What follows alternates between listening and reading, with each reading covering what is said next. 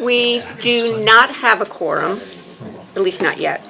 But we are going to go ahead and get started. If we don't have a quorum, we'll take the business stuff that needs action, and we won't do it tonight. But we have two speakers tonight, and they are here. And we have Rick, and he'll put everything on videotape for the folks who aren't able to come tonight. And so we will go ahead and do that. Bonnie, is there any adjustments other than what I just mentioned? I don't believe so. Okay. Are there any public comments? Okay. We'll do our usual introductions. I'm Julie Potter. I'm Chair of the Regional Planning Commission. I'm from East Montpelier. Bonnie Woniger, staff. Alan Quackenbush, I'm Dr. Berry. Paco, Aumand, Executive Director of the Central Vermont Public Safety Authority. Bill Aaron, Worcester. Camilla Bain, Warren. Steve Lotspeech, Waterbury. Jerry D'Amico, Roxbury. Jack Polly, East Montpelier, alternate. Pam DeAndrea, staff. Paula Emery, Plainfield, alternate. Brent Tobin, Plainfield. Amy Hornblast, Cabot. Melissa Seifert, Marshfield. Nancy Chartrand, staff. Laura Hill Eubanks, Northfield. And thank you all for coming out on this sloppy night. And appreciate your dedication to show up. Tonight we have a presentation from Paco Aumand, who is the Executive Director of the Central Vermont Public Safety Authority. And I will let him explain what that is all about, but we are glad you can join us today. Thank you. Here. Would you like one of us to press the button for you? No, there's a clicker up there. Oh, Actually, all right. if you want that as a master, that's... Okay. I get to take one.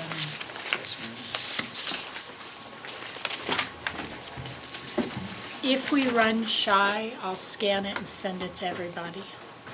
Well, hello, everybody. It's a pleasure to be here on this, I don't know what type of November night it is, cold, snowy. Typical. Typical. There you go. Typical. So I am the Executive Director of the Central Vermont Public Safety Authority, and I have been employed on a part-time basis with the authority since they really started taking off. It's been about 3 years, and I'll cut right to the end, and then sort of work backwards, if you will, to tell you what the bottom line for us is. Tomorrow night we are presenting to the city councils of Montpelier and Berry City on our latest and basically final plan for trying to consolidate dispatching services. That's been a big push, one of the big focuses for the authority since I started, and specifically in this last year.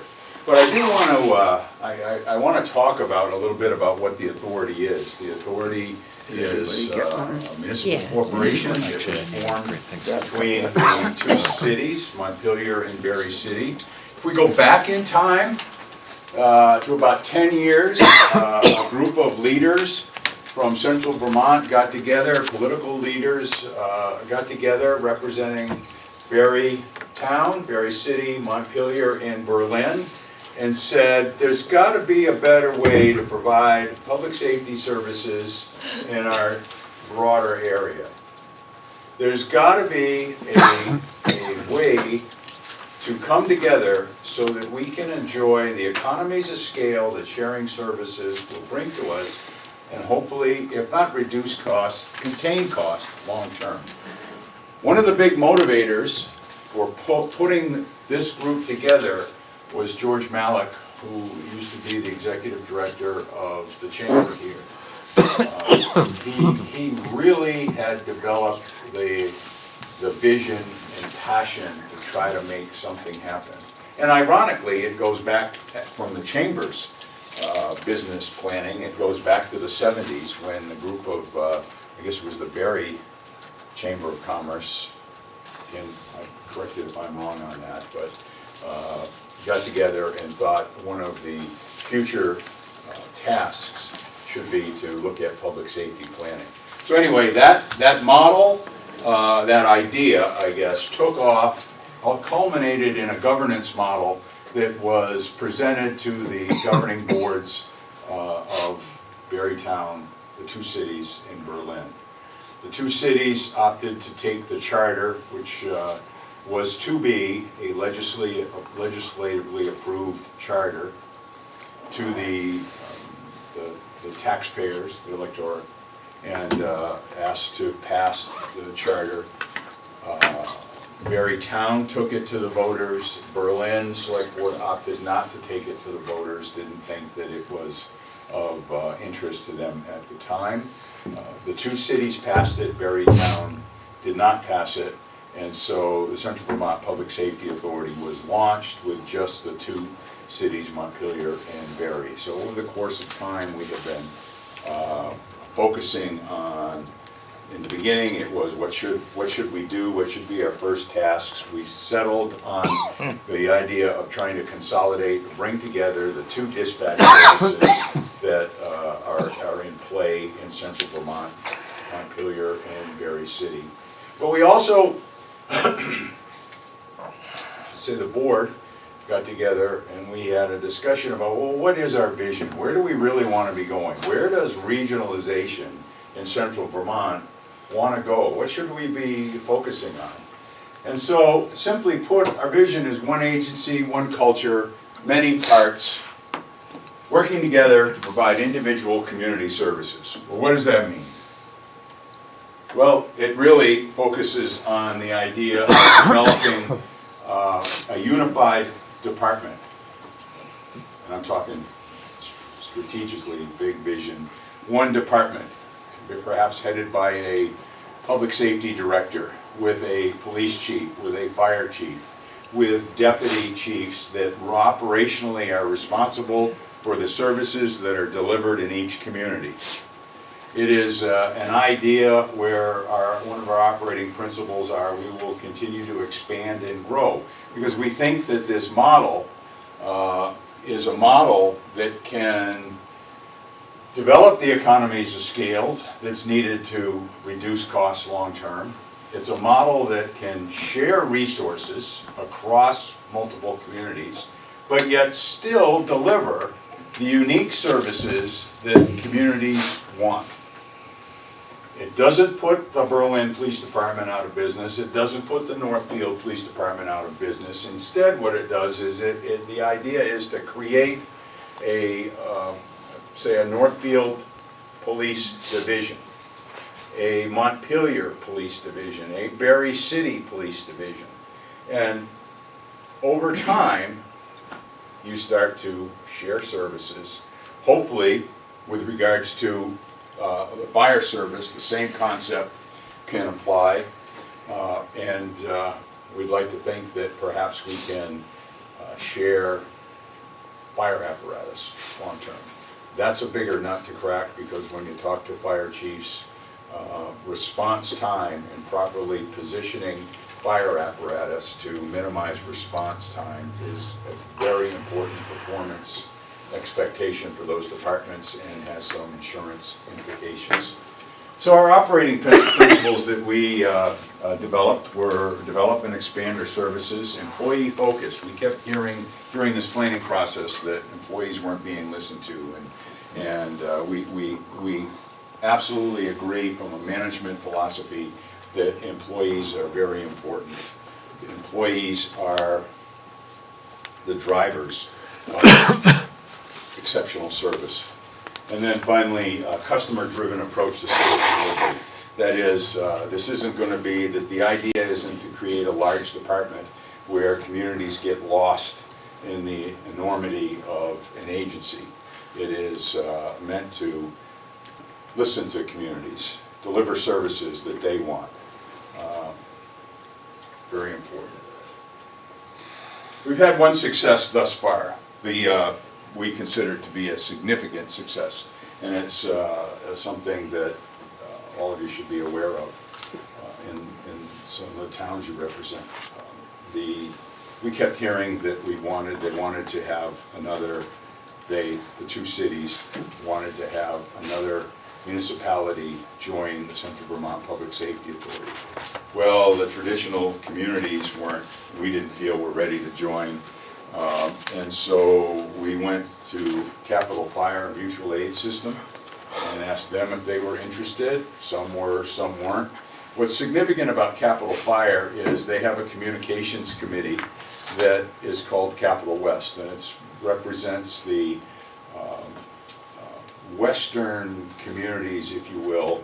If you look at Capital West as a district, as east and west, and Capital West represents a lot of the communities on the western side of Capital Fire's district. And they have banded together under Capital Fire and have a contract with Montpelier for dispatching services. And so Plainfield, Cabot, Marshfield, Northfield, East Montpelier is a big one, are all part of, I think Duxbury is. Roxbury, you are. Waterbury? Worcester, I said Duxbury. Duxbury's up there. Anyway, they're all part of Capital West / Capital Fire. So we thought it was very important that Capital Fire, now why Capital Fire and just not Capital West? Well, because Capital Fire by statute, by Vermont statutes, is a municipality. And our charter, approved by the legislature, only allows municipalities to join the Central Vermont Public Safety Authority. And Capital Fire is the one that signs the contract representing Capital West with Montpelier. So Capital Fire was the entity that needed to join Central Vermont Public Safety Authority, and I'm pleased to announce that they have joined. They vote. There was a lot of back and forth, give and take, but they voted in July to join, and they finally sat their 2 board members in September. So that was a major performance expectation for Central Vermont Public Safety Authority this year, and I'm pleased to say that it happened. Back when I first started, I put together a business case that identified how we could move forward with consolidating dispatching. To get to the summary of that business case, we came up with 4 different ideas that we could use to evaluate. One was to do nothing, leave the 2 cities the way they are operating now. The other was to take one dispatch center and collapse it into the other dispatch center. And one was to develop a new facility, and the one was to have Central Vermont Public Safety Authority as a management entity and a governing entity assume responsibility for directing dispatching and leave the dispatch services operating within the 2 police departments and work to connect them technology-wise so that we could have a virtual dispatch center.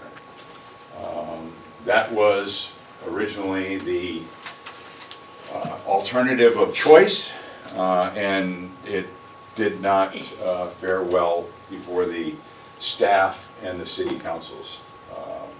The staff couldn't see the vision, couldn't understand how it was done, and the city councils, without staff support, were not going to move forward. Asked us to go back, engage the public a little bit more, engage the staff in planning a little bit more, and come back with a plan, a different plan. So the focus, as I said, was regional dispatching has been. The question is why? Well, will create a common communication protocol and platform throughout Central Vermont. The economies of scale that will be achieved will allow for 2 equipment positions staffed 24 hours a day. And what that means is that there will be 2 people on duty, sometimes 3, all the time in one center. As it is right now, sometimes in Montpelier, you have just 1 person on.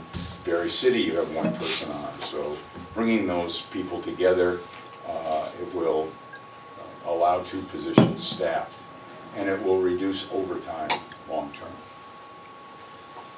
The new system, new management, may liberate towns from past service disputes and allow for growth.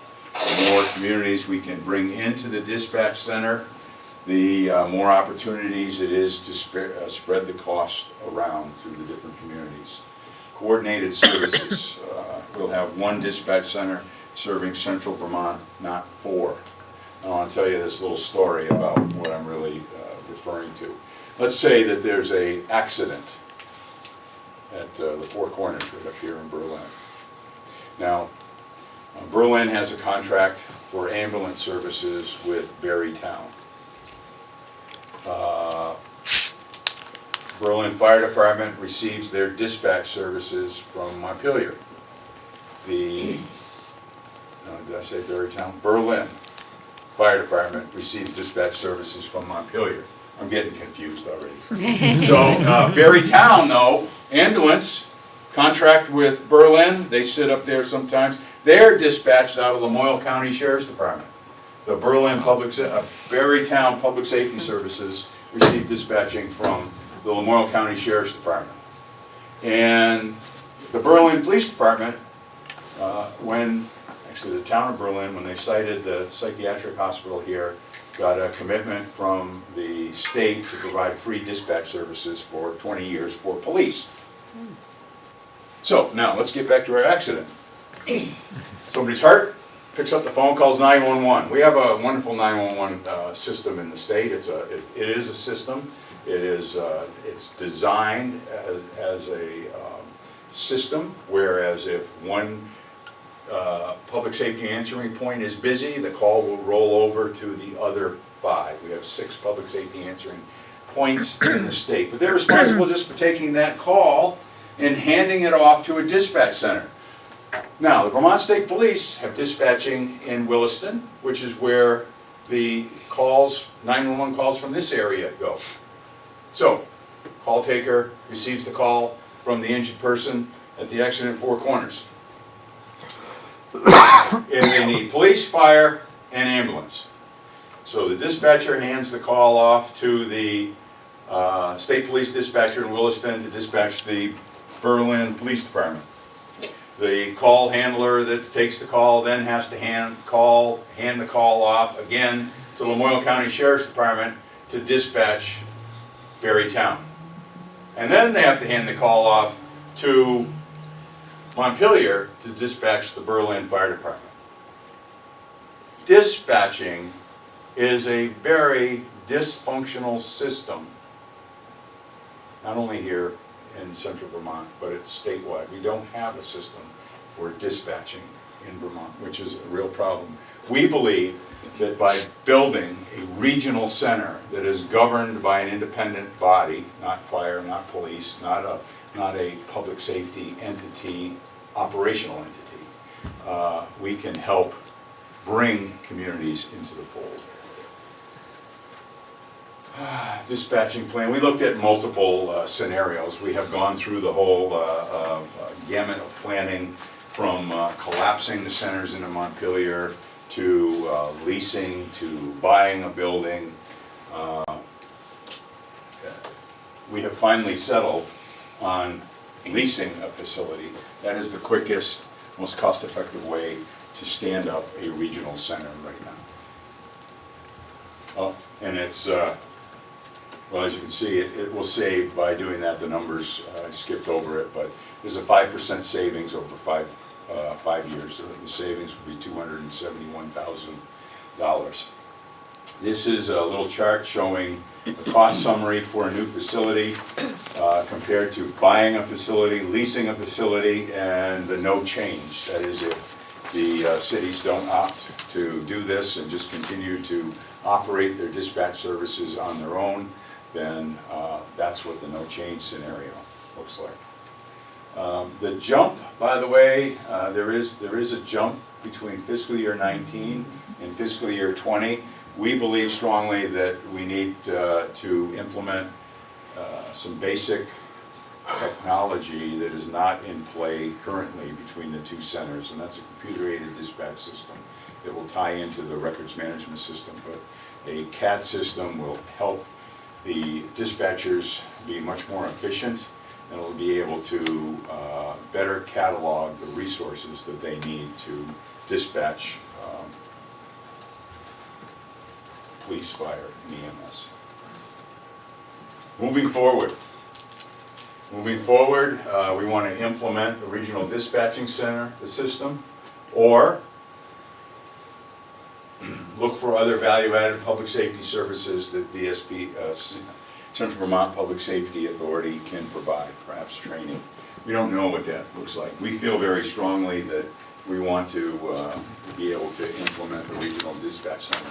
But the other last item of interest that gets me to putting this issue before the Regional Planning Commission is that one of the technological problems that we have in Central Vermont focuses on the fire departments, specifically the Capital West fire departments. They have a radio system that is not adequate to meet the needs of dispatching and fire service, not adequate. We've been getting by. I can't say that we haven't. We always find a way of getting by. We always find a way of getting that emergency service provider to that call. Maybe not as efficiently as it could be, but we always find a way. But right now we have a radio systems problem that Capital West has identified as needing to be repaired, replaced, and they'd like to develop a simulcast radio system. It's to the tune of between $1.3 and $1.6 million. A simulcast radio system will eliminate the frequency interferences from Canadian traffic. They get Canadian walkover interference at the dispatch center. The dispatch center has to deal with Montreal taxi cab companies. They also have to deal with some fire departments in the United States up in Grand Isle, Aumand, the islands. Not to mention the fact that there's a lot of talkover that occurs when there's a major incident and many small communities associated with Capital West are rolling at the same time. We have taken a bigger step forward, or a bigger step in our planning process, and we've recognized that telecommunications planning at a strategic level needs to occur. When Montpelier tried to reduce the amount of radio traffic that fire departments were using by policy, everybody was supportive of the idea. But there were several small departments, East Montpelier being one, that said, wait a minute, we don't have adequate cell coverage in our area. And the push-to-talk radio system is our primary lifeline radio communications tool. And so we need to have the ability to use radio frequencies to communicate over. So we need to upgrade the radio system for Capital West primarily. The question is how do we go about doing that? How do we go about generating the funds to replace that system? Remember, I said Capital Fire was a member of Central Vermont Public Safety Authority. Central Vermont Public Safety Authority does have bonding authority statutorily with the approval of our members. Capital Fire has no mechanism to individually tax any of their members. Capital West communities, you have to remember you're not a member of Central Vermont Public Safety Authority. Those Capital West communities receiving dispatch services are by contract. So I don't want you to think that if you're a Capital West town, you are at all connected or financially obligated, is my big message, to anything the Central Vermont Public Safety Authority does. So it does beg the question, how can we all work together? How can we develop interest in this type of funding? I think at a basic minimum, creating an awareness around the need for improved radio communications, creating awareness around the idea that we have a common governance structure that is working to bring people together, can go a long way in helping us create future grant opportunities. Which leads me to my big punch my big plug, is that the other governance structure that we really would like to partner with is, I think, it's my recommendation to the board that I work for, that we need to develop a better partnership with the Regional Planning Commission. I think that this is a problem. Fixing radio coverage is a problem that we all need to come together on and try to work on and promote long-term. This is just some budget projections that shows that a regional dispatch center can save money.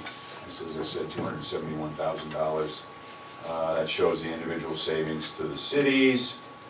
And this shows, again, the operating cost, 5% reduction over 5 years. Cost model for a formula, we have a cost model. I don't know if there's any point going into that tonight, but there is a cost formula. Yes? I just want to give the perspective from Plainfield. A few years ago, I think it was about 4 years ago or 5 years ago, we were paying about $6,000 a year in dispatch cost. Cap West came to us and said, well, now it's going to be $13,500. And if you sign the contract, it's $13,500 plus automatic 5 to 8% increases annually for 5 years, which, considering the inflation rate at that time was 0 to 1, I thought that was strange. So, I looked into this, and I think it's great what you're doing in terms of consolidation, because we're going to obviously be hit with another 100% increase or more. And I went around and talked to a lot of different people, and I was absolutely shocked at the balkanization of the system. Plainfield dispatches out of Montpelier, Barry Town dispatches out of Lamoille, I think, and then Barry City has its own. These are 3 towns that are completely next to each other. The real difficulty, though, is the funding part. I found out that there are towns that have handshake agreements with the state police. I can't remember which one, that they don't really even pay for dispatch at all. 5 of them.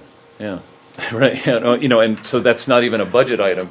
There are other. I was shocked when the East Montpelier, the head of the fire department, was talking about the horrible cell phone coverage, and I was shocked to learn that he personally or his assistant had to climb, first of all, beg to get access to a tower, and then he personally had to climb up and attach this antenna by himself to improve cell phone coverage.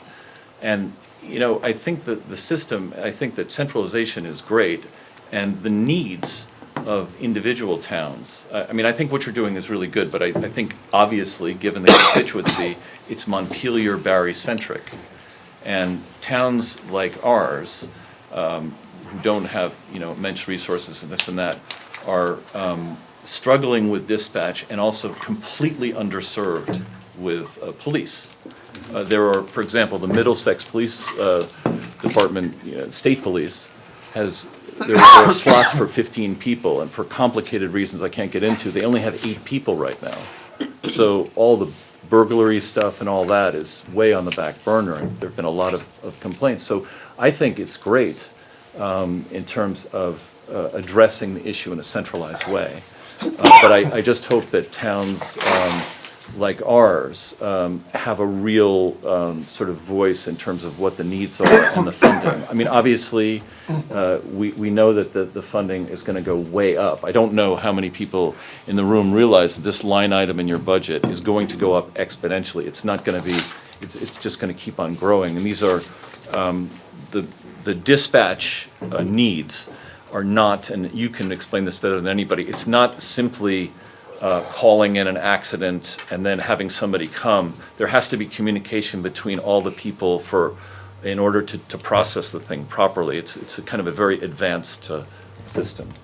But I think that the real crux of the matter is how to get the funding, as you say. I think what I really heard you say, the important part of what you had to say takeaway for me is that you support a service that's going to look out for all communities at a reasonable cost. Correct. And that goes back to our vision statement, and it goes back to what it is that we feel is going to move regionalization forward. It can't be, yes, we represent the Montpelier and Berry City, and now Capital Fire, of which Capital Fire is turning out to be, even though they've only been on board since September, are turning out to be a very good, strong voice for small communities, small fire service, small fire services. They're looking out for them. I happen to believe in the governance structure that's in place. I happen to believe in the governance structure that's going to look out for public safety. I think it's unique. It's not a governance structure that's mixed in with other operational units. It is a governance structure that is in place solely to respond to the needs of public safety services, protection of the public. And the board that I work for sees their role as being a little bit broader than just serving the two cities. And just so you know that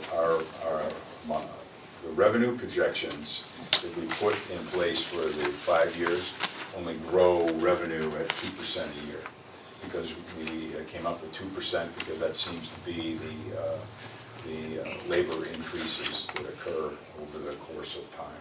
So it's just basically. If our increase from Cap West and they come back, I think it's going to be in the next year or two. I got a feeling it's going to. 21. Well, I got a feeling it's going to be more, but I hope you're right. I mean, I hope you're right, but I think, and also it would be nice to address the police issue for small towns. I mean, I just assume that other towns share what happens in our town in terms of the police. Yeah, but the question is do you want to pay?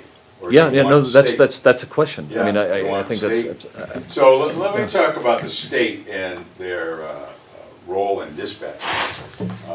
It has grown topsy-turvy since the 1970s, which is how, and I'm retired from the Department of Public Safety. I retired as Deputy Commissioner in 2015. I was involved in 2 of the dispatch consolidation efforts, the only 2 that the state police were engaged in. I started my law enforcement career in the early 70s, mid-70s in southern Vermont. And when I went to public safety, I also had responsibility for oversight of radio communications.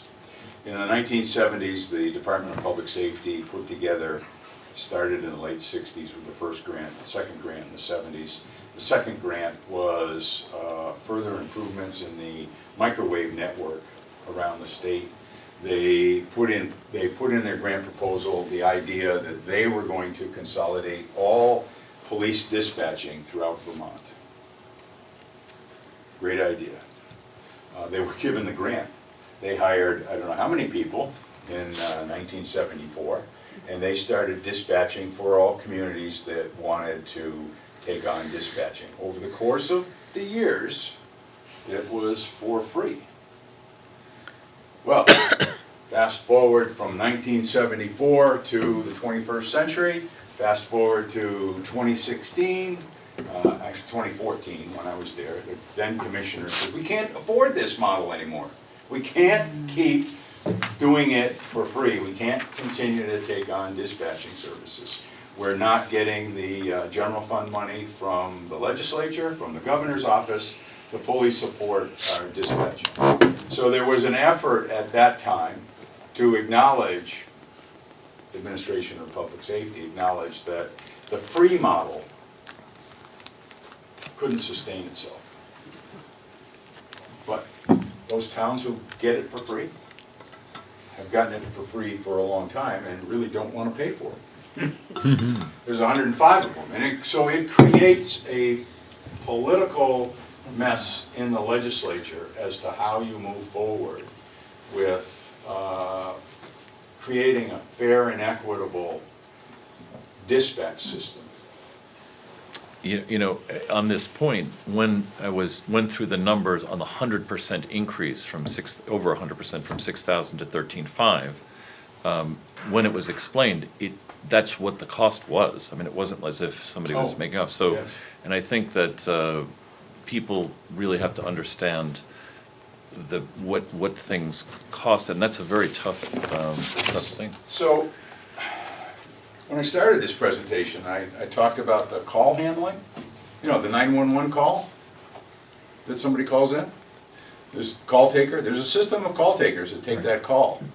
And then that call gets handed off to a variety of dispatching services.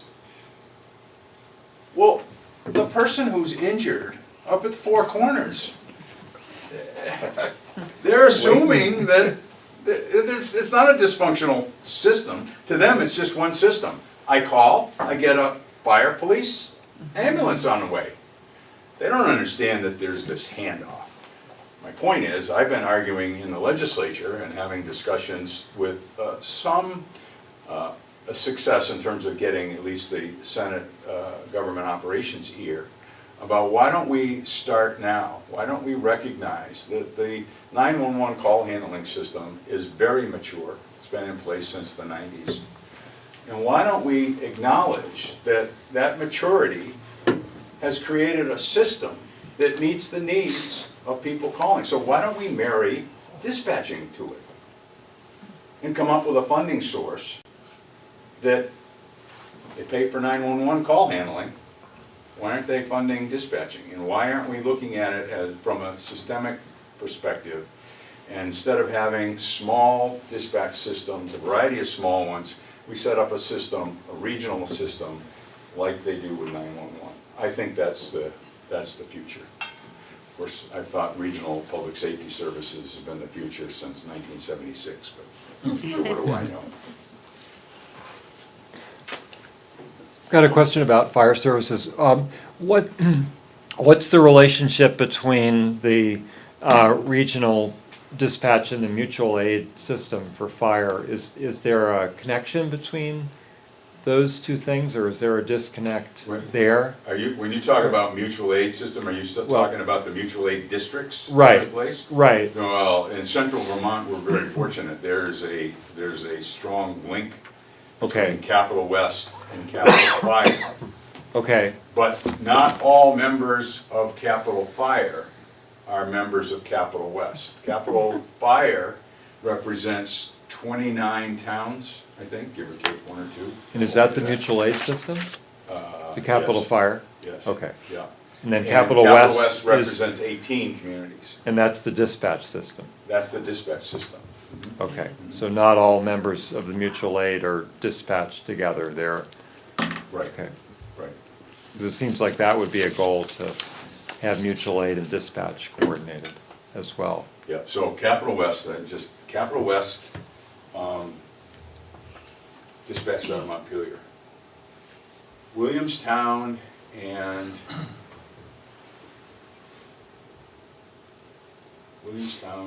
what's next to Williamstown? Washington? Orange. What is it? Orange, Washington. No. Maybe it's Marshfield. Is Marshfield? No. Tri-village. Sure. Anyway, my point is, there's two fire departments, Williamstown being one, Washington. Washington. Yeah. Jeez, I can never remember Washington. So are part of Capital Fire, but they're not part of Capital West, and they're dispatched out of Berry City. And I have no idea what the cost formula for those two communities are. Just, Steve, on this point of the mutual aid, and they all work really well together, but I just want to tell you a little story. Our guys went to Barry City and did very well in terms of putting out a very extensive fire, and there were 3 respirators that were burned out in that process from our town. Now, respirators used to cost about $1,500 a piece. Now they're up to $6,000 because they require all these bells and whistles. The Plainfield taxpayers fully absorb the cost of, which turned out to be, for our town, that's a big hit, $18,000. But I'm just saying, I'm not sort of saying that we shouldn't pay for it. I'm just saying that the formulas for reimbursement and stuff are kind of archaic in that regard, you know. So I'm completely ignorant of most of how dispatch and all these things go together, but when you're talking about your organizational structure, are you having as a goal that the towns join as members, you know, in addition to Barry and Montpelier, or would they just be contracting for services? Right now, the individual towns who are part of Capital West, remember Capital Fire? Yeah. We're going to continue with a contract. Okay. Because the individual towns are not members of the authority. And I've been very reluctant to go out and talk to individual towns to see if they want to join the Central Vermont Public Safety Authority. Matter of fact, I pretty much refused as a result of what I learned from the politics between Berlin and Barry Town and how they feel about Central Vermont Public Safety Authority, and the reason that I haven't gone out is because I've got nothing to sell you. I mean, I've got nothing to offer you as a service. We have been planning for 3 years. We are not functional. We're not operational at this point. But I think that the problem with having Cap West represent towns is that you don't really get the view from the ground in terms of what the overall picture of police and fire and challenges are. I completely understand the balkanization and the fighting within towns, but I think in order to develop a real strategy and to pressure the legislature to maybe make some authorizations, it seems to me that there should be some sort of a requirement on behalf of cell tower providers and so forth to, I just don't think that East Montpelier police, fire chief climbing the top of a tower is something that is good public policy. I think there should be a different formula there. I agree. Paco, how is your work complicated by having so many of the rural towns in this region having no public safety departments of their own? I mean, we get our police from the state police. We have a volunteer fire department that's combined with another town, and the ambulance provides services out of the fire department, but to several towns. But all of this seems kind of very ad hoc and on a volunteer kind of basis or contracted out. There's so many of our towns, they just don't, it's not part of their government structure to have these sorts of services. They sort of piecemeal it all together. So how does that complicate what you're trying to do? Well, I don't know that it really complicates the work that we're doing. Either that or my answer is so ingrained with having grown up in Vermont, grown up professionally in Vermont. I'm not from Vermont. And I clearly understand how small communities want to maintain some local control. They want to maintain some identity that they get through their fire departments. A lot of fire departments are very strong in their local communities, and cost is an issue. There's a vocal part of any community that doesn't want to see public safety services expanded due to the cost, due to, I don't know, I guess it's cost, due to the fact that they can rely on the state police and they feel comfortable with that response from a police perspective. So I don't know whether I'm really answering your question. I think what I really would love to see would be some type of regional police services in a general geographic location like a county, have a county. But oh my gosh, that's a tough road to hoe. I mean, that's That's a county sheriff? Yes. That's not a county sheriff's office? I also want to point out that the problem with a lot of the underserved, I mean, we had a whole rash of burglaries that sort of hornet's nest in our town, and the lack of response by the police. And once I looked at what their resources were, I understood what the problem was. But the other issue, there are towns, I'm not going to name them in this and that, where I would be nervous if I had a medical condition in terms of ambulance response. And that's something that's not really, it goes to the cost question, because this really is a serious cost. But I don't know if some of the people who live in that town realize what the response time might be if the ambulance that's supposed to be there doesn't, it might be a lot longer than they think. And in 2 cases, unfortunately, it was. All of these issues are wonderful, and all of these issues, I think, merit some planning. And which is why I jumped at the opportunity to, threw the date out to come speak to you, the Regional Planning Commission, about, I don't have an answer. What I would like to see is some type of partnership developed long-term. Because if we, Central Vermont Public Safety Authority, want to try to help Capital Fire advance the radio project, well, the Regional Planning Commission is already embedded by virtue of the commission and where you are from, embedded in the communities, and can go a long way in helping us get the word out and also do some actual nuts and bolts planning long-term. So that's my pitch. Paco, when you talked about the telecom study, are you familiar with the study the Northwest RPC did for its communities back in early to mid 2000s? No, not specifically, no. It sounded similar to what you were talking about. They hired a consultant to look at what everybody was doing, what type of equipment they had, what frequencies they were using, and tried to move that discussion forward. And my recollection was that it did move forward, but... This was for public safety purposes, yeah? Yes. Huh. But it's been a while. Yeah. But that may be a model. So I've taken way more than 15, 20 minutes, so. But it was very interesting. And this is a good note to end on in terms of just sort of linkages between different sort of central Vermont entities trying to find ways to serve our communities better. So we really appreciate you coming and talking with us. It was very interesting. It's not something I knew anything about, so this is great. Well, the story about the Berlin and the traffic accident kind of causes people to pause and wonder, and that allows me to springboard off and to talk about the dysfunctional nature of dispatching generally throughout Vermont. So, thank you. Thank you. Thank you very much, Paco. Next up, we have a long overdue and delayed talk Get her tonight. from Pam. I'm gonna grab a chair, because I don't wanna be standing.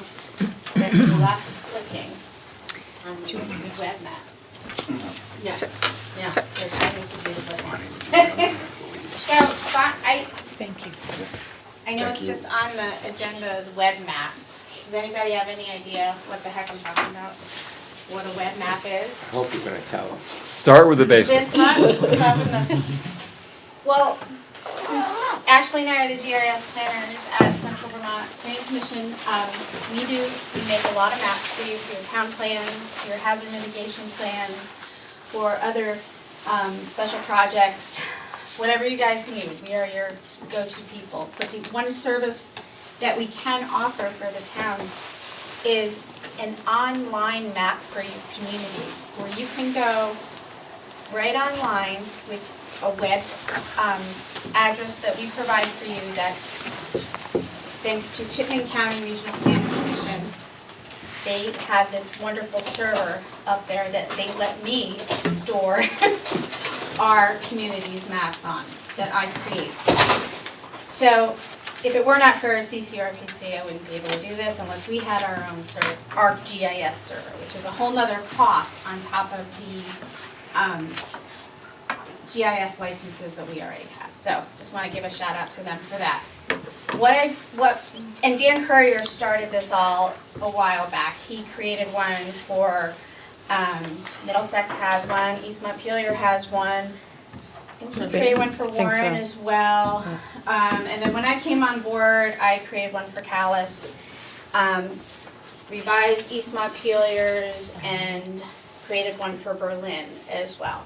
So what I'm gonna go through is just like the different variations of the web maps and just show you what's possible, what you can do with them, and I'll show you a few examples of the towns. And just feel free to interrupt me at any moment and ask, oh, can you do this, or can you do that? One thing you can do, so what I do is I just create these through our ArcGIS online account. Yeah, somebody could dim the back so it's much better. So I'm going to start with the most basic one, which is Berlin. And what I do is in GIS, I create a map for the town based on what the town wants to see on their web map, and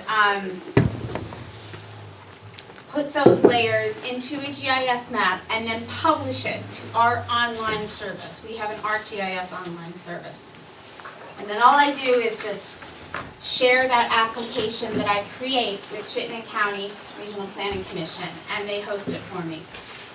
And then what Calais did, and I thought it was on Berlin's website, but Calais has a link, oops, that's not close. Calais has a link right on their town webpage, that if you click on that, I'm not going to do it because it takes a while to launch, but if you click on that, it immediately takes you to their web map that I created for them. Well, let's start with Berlin's. So when Berlin's comes up, Dana wanted the zoning to come up immediately. Dana Hadley, the town administrator. So that's how his is designed. And with each web map, there's these different little toggles up here. Did you see those? This one is the legend, which basically tells you what the different layers are that you can see on here. This mouse moves very quickly, so forgive me. And then if we scroll down to the zoning, this will tell you what the different colors of the zoning mean. You can turn anything on and off on a web map. See this little toggle right here? That's the layer list. And if I turn that on, hopefully it won't take too long.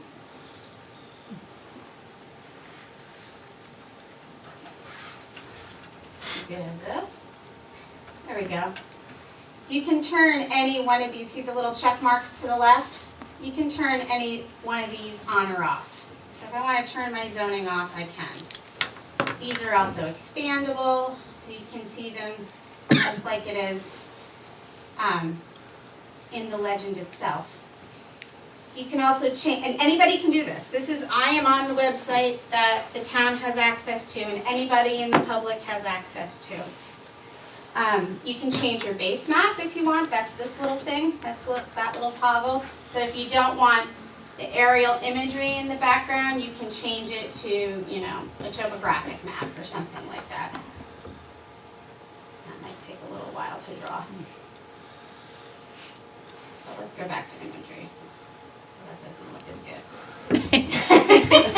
The one thing I don't like about the imagery, and poor Bruce Johnson really hates this too, but I have to project what ESRI, the software folks that make ArcGIS, I have to project as the imagery what they give us to project. And unfortunately for some areas, it looks a lot lighter than other areas. So this happened in Berlin. It also happened in East Montpelier. Bruce absolutely hates it, but you can change the background if it really bothers you that much. But what's nice about the imagery, when you zoom in, you can really, see what's going on a little bit better than if you just have a background. But if you want to see the topography, you can.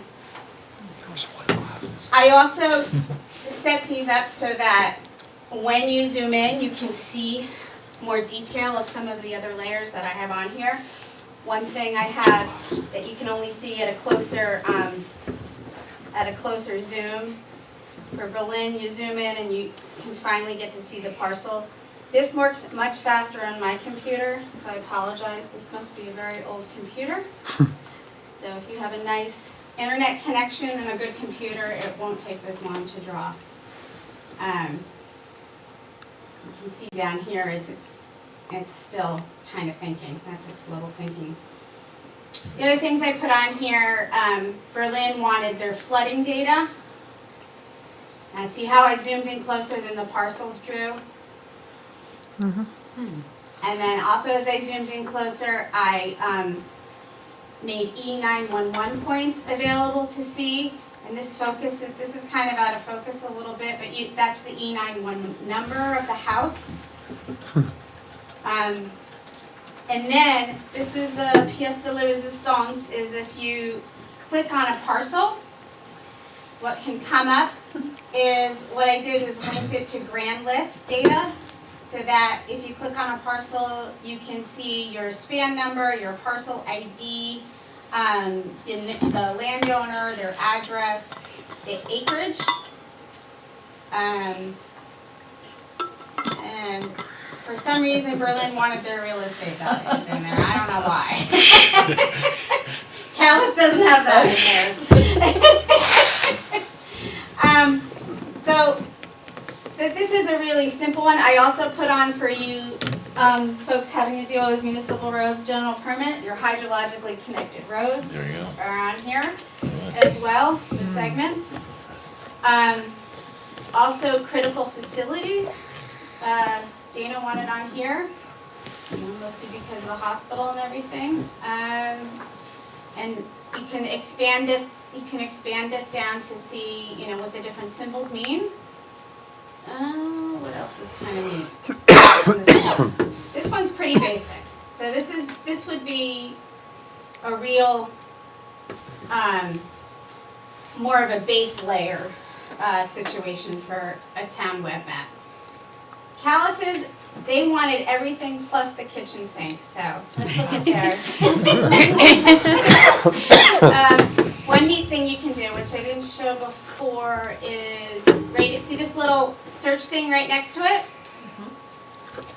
You can type in an address up there. Let's type in my address and see what happens. You're not going to find out where I live.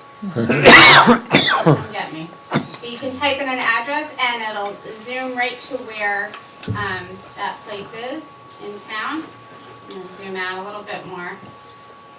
And let's open up. So I want to know about, I want to find out a little bit about my property. This is my property right here, and I also own this little triangle right across the street. So I'm going to click on the layer list.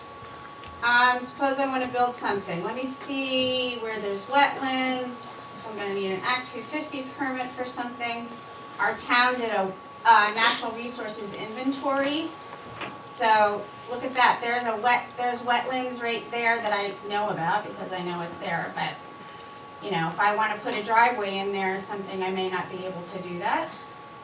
I think I want to know why there's so much bear poop in my yard. I can turn on the bear habitat. And what else? Flood.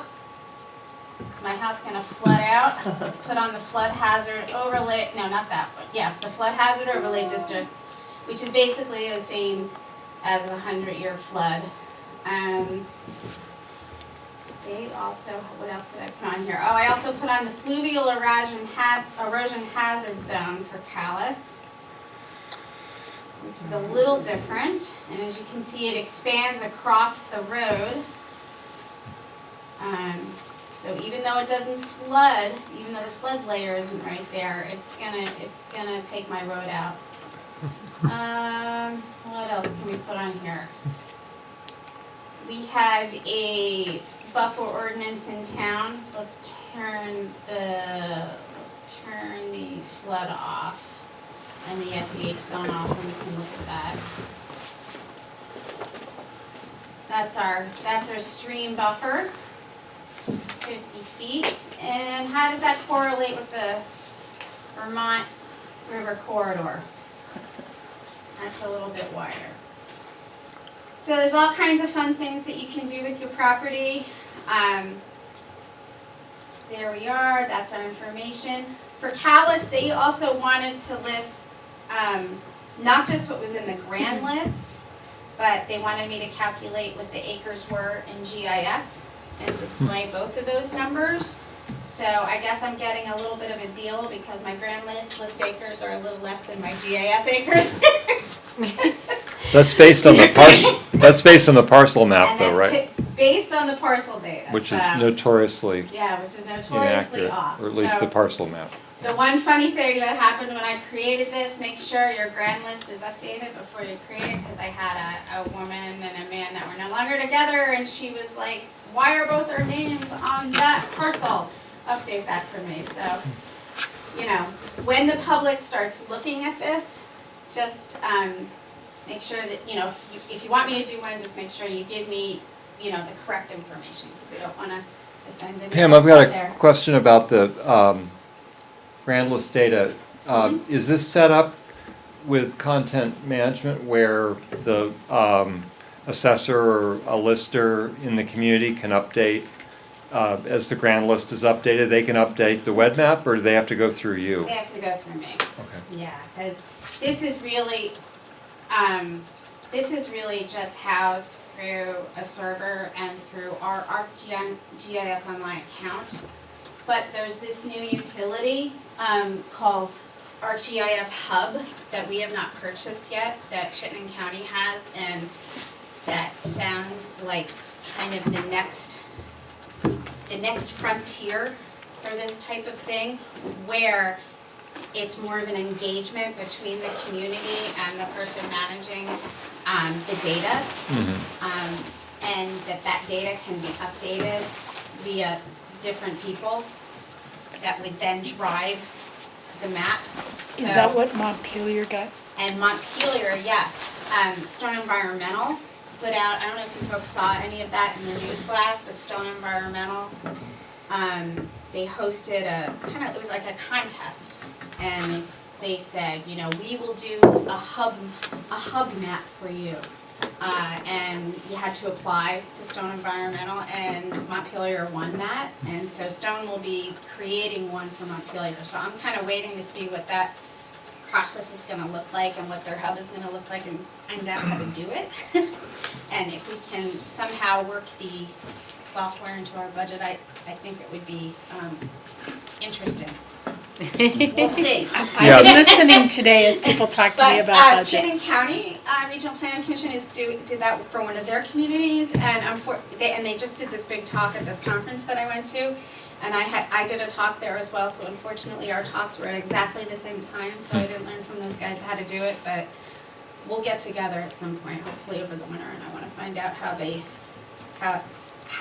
said it's really easy to create.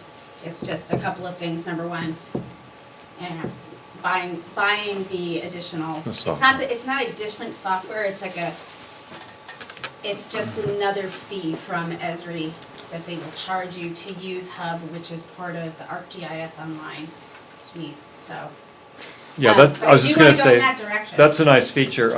We have our web map through Cartographic Associates. Yeah. They've done these for a lot of towns. Obviously, we pay for the service there, and their system is set up where our assessor can go in and update the grand list data. He goes in about once a month, and it's a terrific resource for for us at the staff level, but for residents. We do adjacent landowner searches for notification to adjacent landowners. So having that data updated, there's a lot of useful things in their system that being one of them. So for East Montpelier, Dan created theirs, and then when they got new parcel data, I just updated it for them, and Bruce came in and we talked, and he wanted to add he really liked what he saw in Callis's web map. So he said, can you add that to mine? Can you add that to mine? So we just took the updated grand list and the updated parcel data, and added that in here with the other layers that he wanted. So at a minimum, you know, if I had one of these for your community, there's that light area that Bruce hates. But at a minimum, I could update it, you know, once a year Yeah. for folks if they wanted it. But this is one way to get, you know, if you go through CAI or one of the other GIS contractors, you have to pay them for that service every year. This is a way to get it without having to pay a contractor service. Sasha seems really Oh, yeah. no, I- interested in this once we get the data from the contractor, and they're working on that, so. Bruce has a few other things on here. He's got like use value appraisals, parcels, he wanted the, you know, land trust easements. I also added on the highest priority forest blocks on East Montpelier's and the wildlife crossings, because that was kind of helping with the forest integrity planning. What else do I want to show you folks? Do you have a measuring tool? They do, that's what I want to show you, and for some reason it's not, let me go back to Berlin's, it's on there. Let's go to Berlin's. Yep, there's a There it is, measuring okay. tool, and you can use both linear measurements, so distances. You want to see how far away from the pond you are. You can change your units, feet, kilometers, meters, whatever. There's also an area one. And you can say you want to I'm going to cut my parcel up and see how many acres I'll have without the house. You can see that. Or you can do it, you know, and again, you can change the units on that. Let's go back.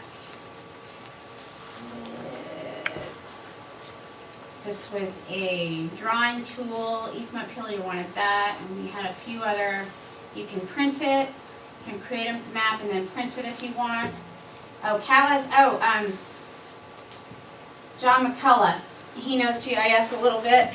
he's one of the listers there, and he's really into GIS. He wanted to be able to do some analysis on his. So these are other buttons that I can add in there. He wanted to be able to buffer things and. Like you can buffer a road in here if you want.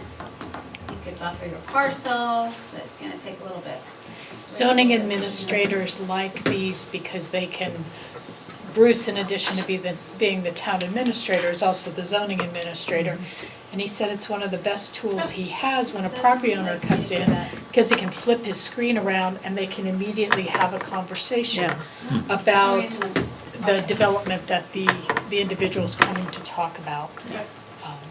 And that saves them some preliminary steps, just having that conversation. Yeah, and we teach people to use it as well when they come in, and realtors and others in the community that want to do research, and it's a very handy tool. Yeah. But we use it a lot, like I say, for adjacent landowner searches, or we just expanded our historic district. So I did with our data, with our system, we can compile mailing address lists for blocks of parcels, and so these tools are very handy for those kinds of tasks that save a tremendous amount of time. Pam, it might also be good to, if there's any way of integrating the road foreman, if I'm trying to get our road foreman to document everything, because the first thing when there's a crisis is they want to see history of repairs. So if there was a layer on this where you could get, you know, if your road foreman goes out and the road crew takes pictures of things that are marked, and then that layer could be accessible for. Yeah, absolutely. I mean, the road layer is on here. There's, let's just, you can click on, just click on it without selecting my buffer here. 1984 isn't that far away. Yeah, it's just clicking on my parcels. Click my parcels off and then. I mean, it's all public information anyway. You you can easily just Makes it link readily stuff to available. the road layer, That's great. Graham, and, even with the grants and aid stuff, or I can, use that database that we're already collecting Great. information on, or the road erosion inventory. Once we get that, I could, if folks wanted that directly on Yeah. the web map, put that on there That's and great. No, have, that'd be really good. if you guys wanted to collect points of things that you fixed or whatever. Yes. Have me, Okay.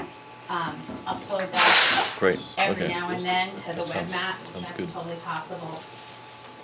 I try to keep the updates a little bit down to a minimum, just because Chittenden County Regional Planning Commission is hosting this for me, so every time I change a map, I don't wanna change each map every single month and then keep bugging the GIS planner there to, can you repost this, repost this, repost this? So out of respect for her, I'm trying just to update them about once a year, but that doesn't mean that we won't move in the direction where we're gonna house them ourselves someday through this ArcGIS hub situation. That's a definite possibility where I won't even have to be bugging Chittenden anymore, or maybe buy our own ArcGIS server. Is that a We'll see. husser, is that a husser, a cow, or favorite cash? That's my kid's swing set. So yeah, so if I wanted to, once the kids are gone, I grow it, if I want to build a little cabin up here, I'm not really impacting many natural resources. It's pretty flat, I'm away from my water.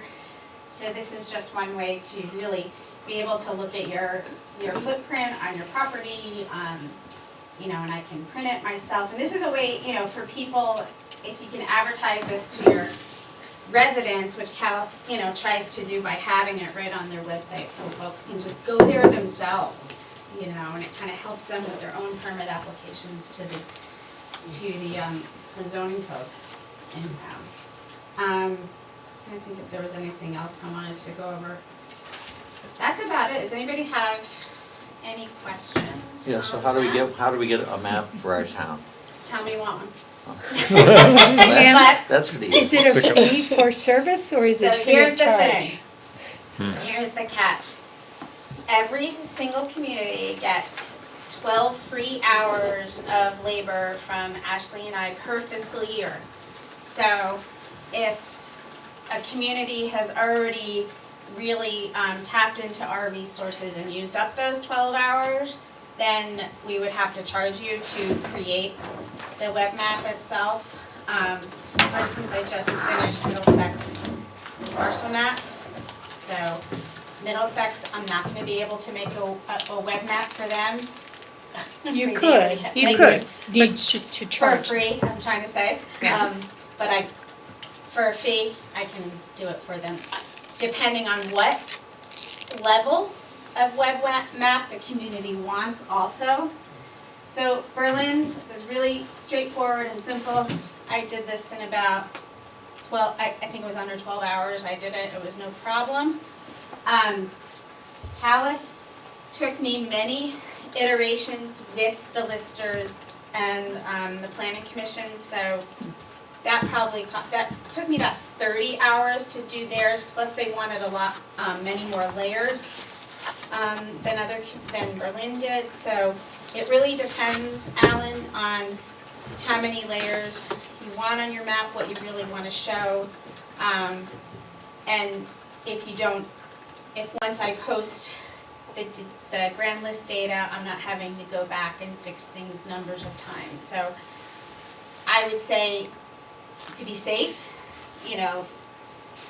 plan for paying for half of it. Which is in terms about of, which is about, 10 to 15 hours of staff time. They need to know dollars. dollars. Yeah, so about $50 for our time. It's $55 for, I think 50, is that, are we up to 65? Ooh, we're up to 65 already, so. That indirect rate we talked about, so. So, roughly $650, probably more around $750 for the web map. If we haven't done any other work for you. So what you want to do is you want to start it about May, Yeah. because the clock resets in July. Yeah. And Or no, then you wanna it start- finishes yeah. in the next year. Yeah, So what I did for Callis, they actually got theirs, they ended up getting theirs free because we started the planning for it in the winter, but I didn't finish it until until the next fiscal year. So even though it took me, close to 30 hours, we spanned it over 2 years, so to create it. Yeah, so I know a lot of this information, like A&R has, the forest priority blocks, they have, habitat corridors, Yeah. or wildlife corridors, and all that kind of stuff on other maps. So I don't know, and we have parcel maps, I guess that's also A&R. Yep. It's also there, so I'm wondering what the benefit is to having a map that the public can go access to? Is that the benefit? Yeah, I mean, again, this has a lot of the same information that the A&R maps would have, the Energy Atlas would have, but it won't necessarily have your specific zoning on there, which is why Berlin really wanted one. And it doesn't have your landowner information, which doesn't help a lister much at all, and doesn't help your adjoining landowners if you need to send letters out on a particular. Yeah, all kinds of tasks. Yeah. come out of that. So it does have, you can piece together information from various maps. You can go down to the E911 web map as well, interactive web map. For But you don't have, for privacy purposes, the state doesn't, put all, put all that grand list data out there, but the towns want to put it out there themselves, so. So this brings together information from those different state mapping pieces and tries to put it together in one town for you. And Callis had a natural resources inventory done.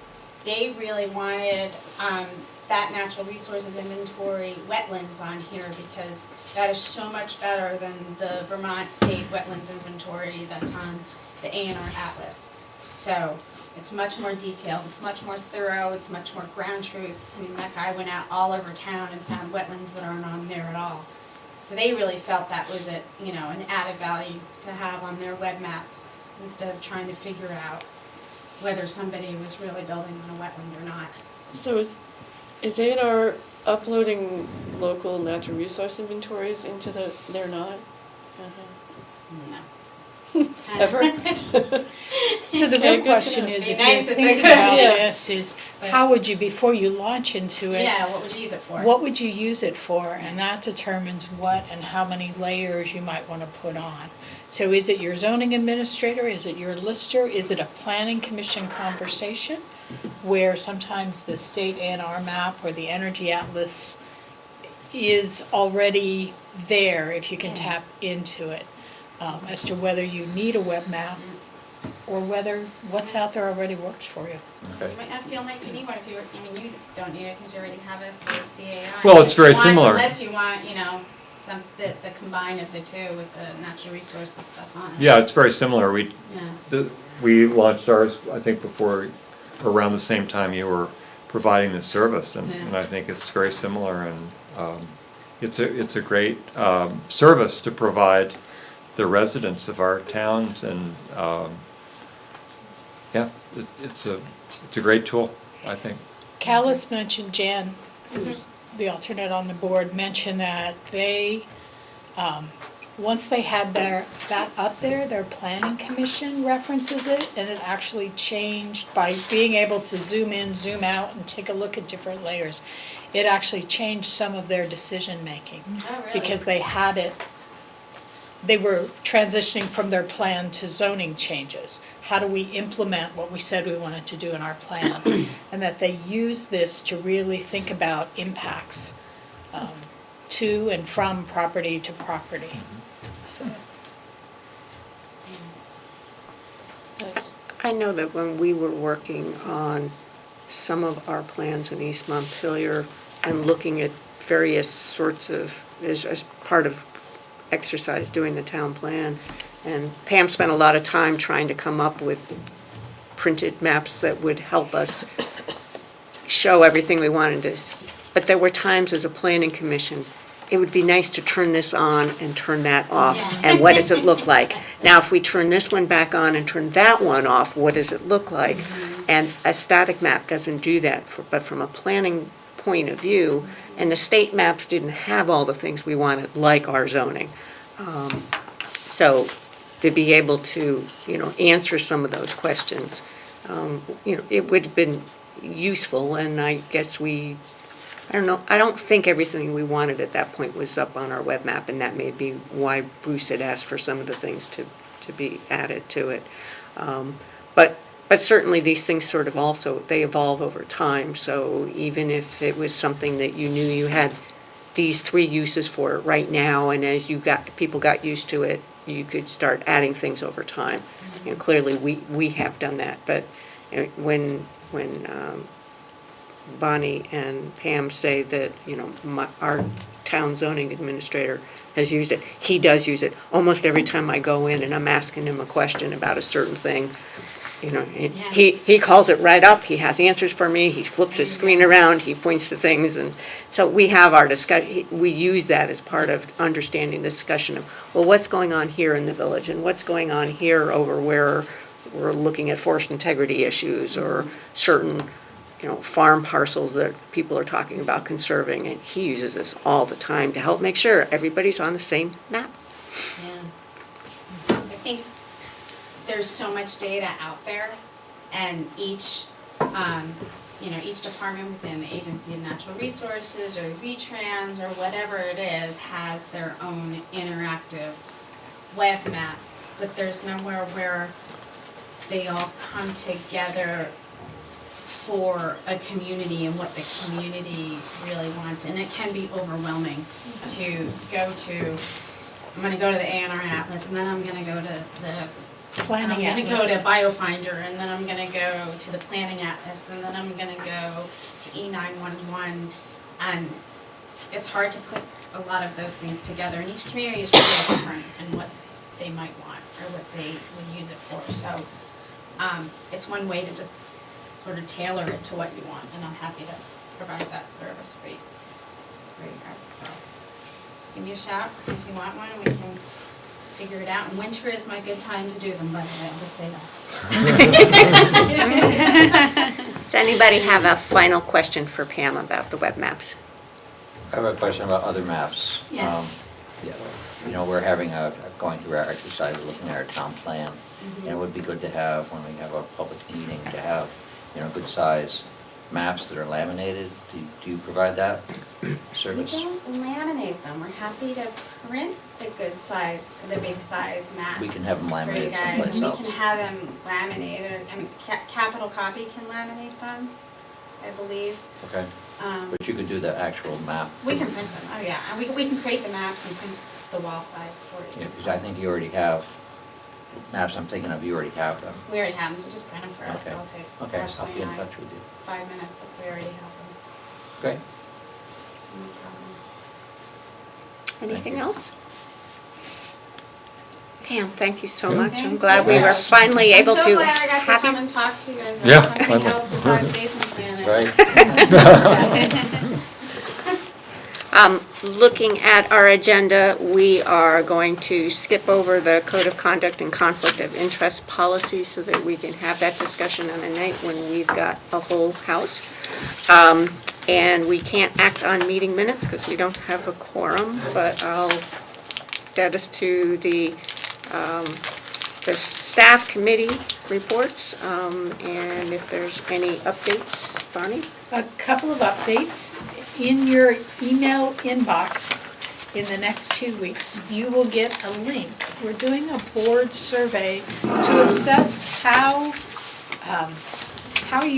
what you like, what you'd like to change about commission meetings, and try and get a sense for agenda planning in the upcoming year, how different aspects of the meeting are working for you. It's an online survey. If you prefer a hard copy, you can let us know, and we will we will mail that to you so you can get it back. Hopefully it won't take, I haven't run through it consecutively to say how long will this take, but we're trying to keep it reasonably short.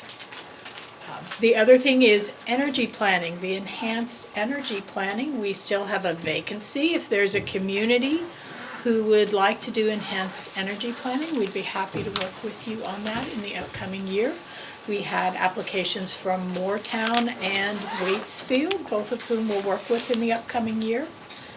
There were a couple of other communities who poked around the edges and we didn't hear from one way or the other, so we're encouraging you. We have to feed our names back to the Northwest RPC for the Public Service Department this month. So there's a usual, very robust and informative staff report, and likewise the committee reports. So if you're wondering what kinds of projects people are working on or what kind of issues the committees are working on, that's there for you.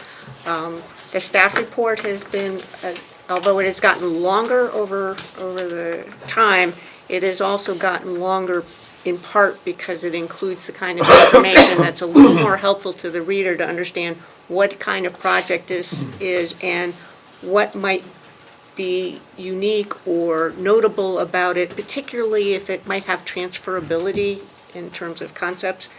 I read through these things and say, ooh, my town could use one of those. And so I would encourage you, if you have not been reading them, don't be daunted by the length. They are readable. Take a look. Certainly the staff is doing all sorts of interesting and useful projects for the region. If anybody has any questions either about the staff report or about the committee report, now would be a good time to ask.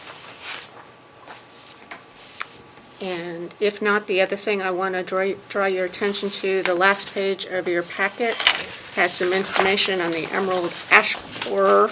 There is an event on the 28th of November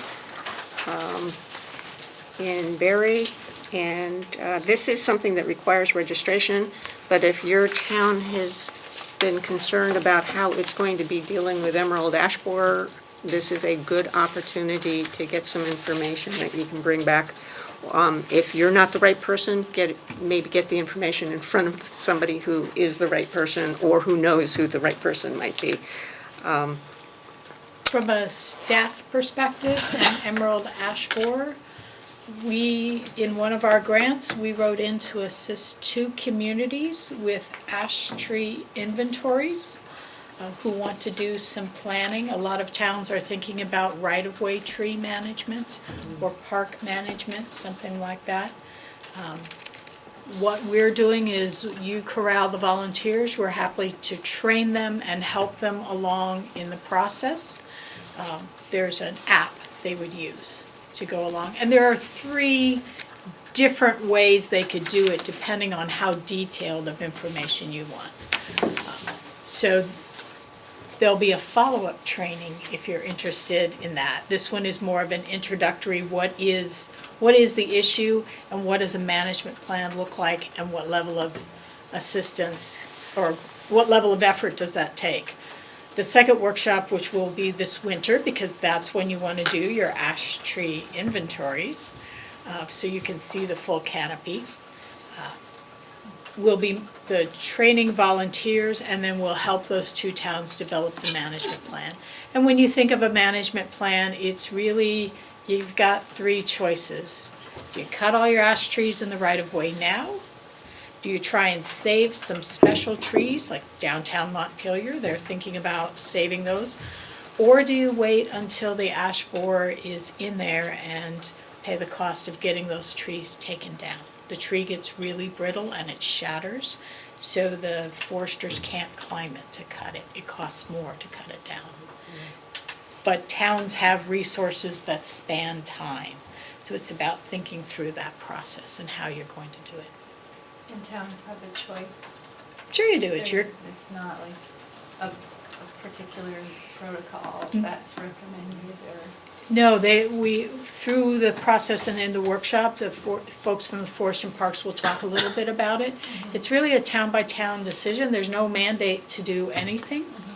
And right now, the League of Cities and Towns, their risk management unit, a lot of you are insured, your towns are insured through them. They're discussing who owns the trees? Because in reality, the town has a highway right-of-way over private property, so whose responsibilities are those trees? But the number one thing is if you have a tree and it's near a utility power line, call the utility first.